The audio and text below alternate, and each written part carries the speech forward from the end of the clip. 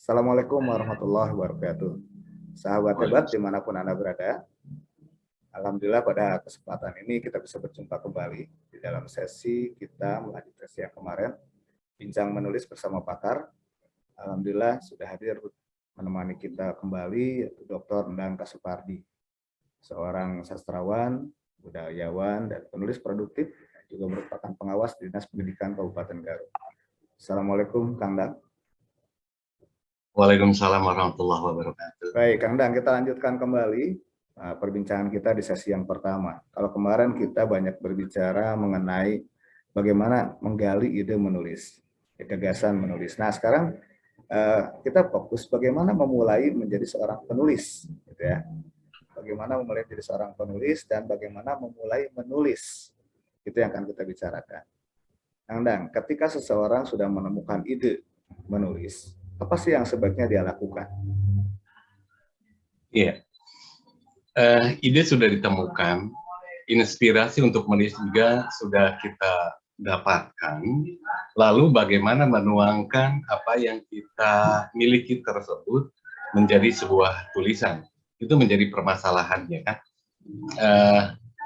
Bagaimana menuangkan pikiran kita pada bentuk bahasa tulis dari apa yang kita pikirkan adalah bagaimana membentuk kebiasaan kita.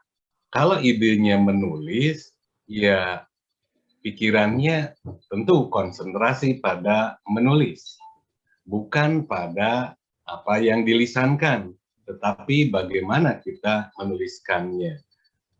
Intinya, ketika sudah menemukan ide menulis, ya menulislah. Oke, baik. Jadi intinya ketika sudah menemukan ide menulis, ya menulislah, gitu ya. Nah, menulis itu kan ada banyak macamnya. Bagi seorang pemula, lebih baik memulai menulis dengan jenis yang mana dulu nih? Kan menulis itu bisa menggunakan deskriptif, misalnya naratif dan sebagainya. Gimana, Kang? Tentu, jika sudah masuk pada wilayah itu, kita akan pusing sendiri. Karena dalam kegiatan menuangkan ide, kita kemudian mencari bentuk, ya kan? Mencari bentuk yang mana. Belum lagi kita paham bagaimana menulis, kita pun harus belajar melihat karakteristik jenis tulisan itu. Tentu itu akan membosankan, dan itu bukan cara yang baik. Kalau itu bukan cara yang baik, berarti cara yang terbaik seperti apa nih yang harus dilakukan itu? Ya, kalau ingin menulis, ya menulis ketika dapat idenya. Tulis saja gitu ya, kita nggak usah memikirkan modelnya apa. Oke. Karena memang ya inilah sebenarnya yang sering kali menjadi hambatan bagi seorang penulis pemula gitu ya. Jadi ketika dia mempelajari teori dulu, kemudian dia baru mulai menulis, maka dia akan terpaku dengan teori itu gitu. Begitu barangkali ya.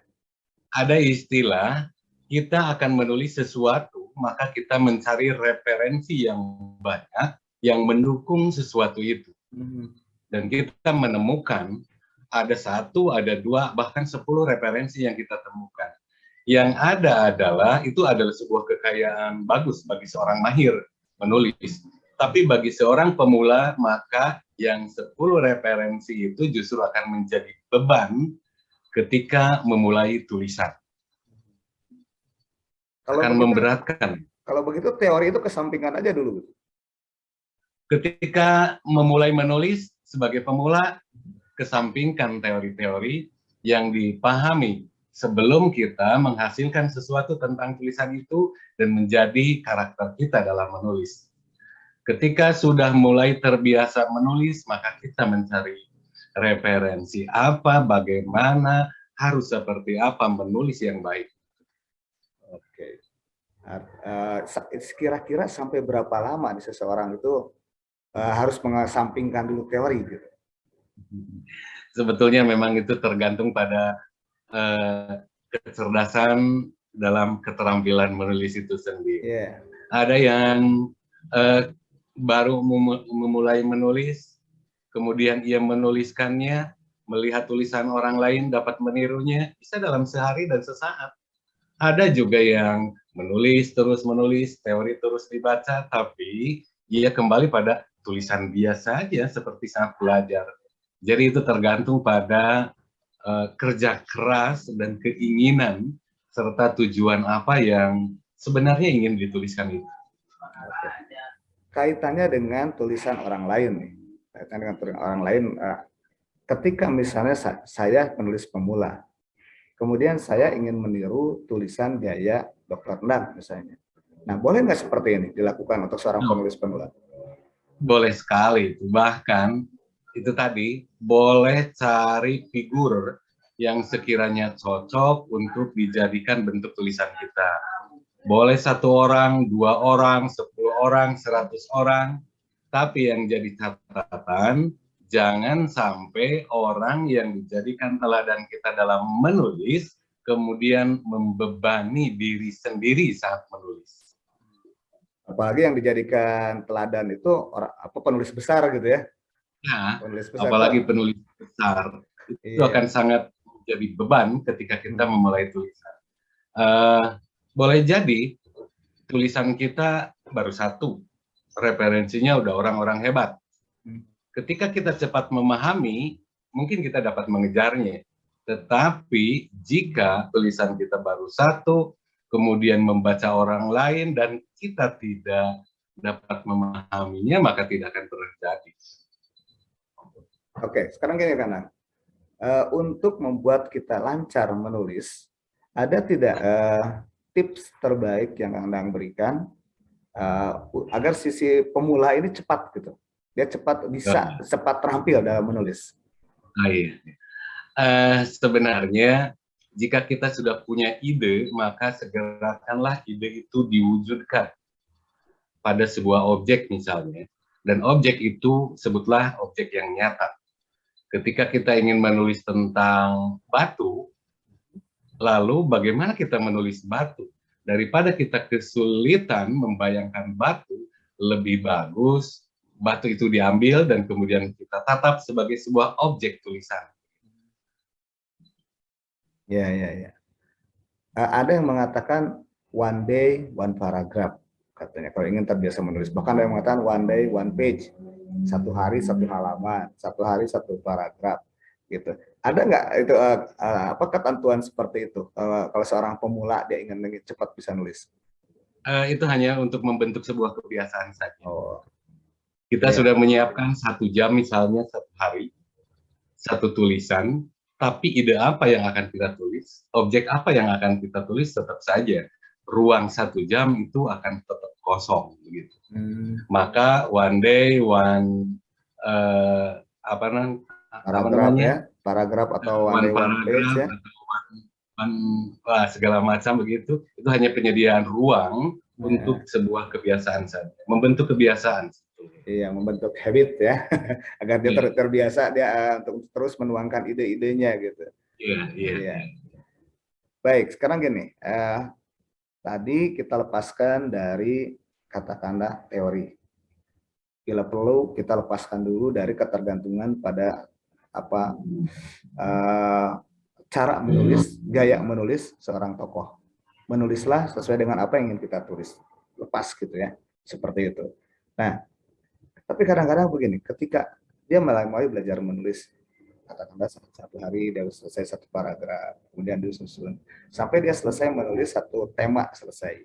Nah, kadang-kadang bagi seorang penulis pemula ini dia merasa malu kalau karyanya itu dibaca orang. Nah, bahkan tidak ingin saja dibaca orang karena takut dikritisi, takut ya. Banyaklah. Jadi beban mental yang lebih utama. Kira-kira seperti apa nih tanggapannya kan? Bukan sebuah kesalahan sebenarnya jika tulisan kita dibaca oleh orang. Tapi yang sering jadi masalah adalah orang lain yang membacanya yang selalu ingin mengungkapkan pendapatnya tentang tulisan itu. Boleh jadi si penulis awal sudah kuat mental, sudah menyiapkan segala macamnya apa yang akan diterima saat orang lain membaca tulisan, kuat mental. Tapi bagi orang yang belum kuat mental, maka saat membaca tulisan mereka, jangan dulu pasang pagar untuk mengkritik, memberikan solusi, memberikan pendapat, sekalipun kita diminta. kita harus memberikan yang lebih penting adalah semangat dulu. Sekalipun jelek, bagus. Sekalipun belum ada peningkatan, hari ini sudah bagus ini. 1, 2 kata, kalau kemarin ada ini. Lebih bagus bagi si pembaca menahan diri untuk mengungkapkan segala ketidaksenangannya, segala ketidaksesuaiannya, segala ketidakcocokannya atas tulisan pemula itu. Dengan demikian, maka kita minimal sudah memasang memasang pagar semangat. Boleh di sini nih lewat, ini sudah bagus ini nih. Bergeraklah si penulis itu pada bidangnya, dan si pembaca ketika tahu itu pemula, maka berikanlah semangatnya. Jadi dorongan jadi ingat dulu ya ketika Pak Tino Sidin dan acara Gemar Menggambar kan, mau gambar anak itu seperti apa, dia selalu bilang bagus gitu kan. Artinya itu artinya kan memberikan motivasi, dorongan motivasi kepada si penulis atau penggambar lah kalau tadi, agar dia terus berkarya dan berkarya gitu.